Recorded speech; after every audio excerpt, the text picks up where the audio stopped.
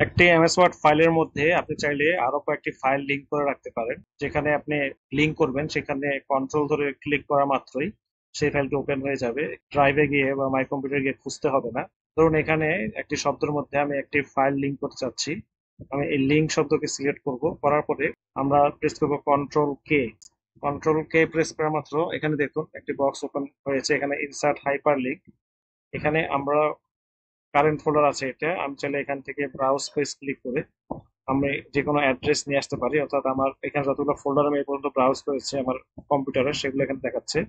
চাইলে আমি এখান থেকে রিসেন্ট ফাইল নিয়ে আসতে পারি, আবার আমি ইচ্ছে করলে এখানে নতুন ডকুমেন্ট ক্রিয়েট করতে পারি। এখানে আমরা একটা ফোল্ডারে যাব, যে আমার পছন্দ মতো আমি একটা ডকুমেন্ট এখানে ইনসার্ট করব। আমি ডাউনলোডে গেলাম, এখানে একটি এক্সেল ফাইল আছে, এখানে একটি ওয়ার্ড ফাইল আছে, প্রেস বিজ্ঞপ্তি। আমি এই ফাইলটাকে ক্লিক করে ওকে দিলাম, দিয়ে এখান থেকে ওকে প্রেস করলাম। দেখুন এখানে একটা লিঙ্ক হয়ে গেছে, কালার চেঞ্জ হয়েছে, এখানে আন্ডারলাইন চলে এসেছে।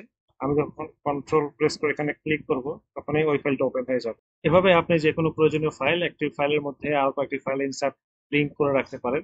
আশা করি ভিডিওটি ভালো লাগবে এবং কাজে লাগবে। ধন্যবাদ সবাইকে।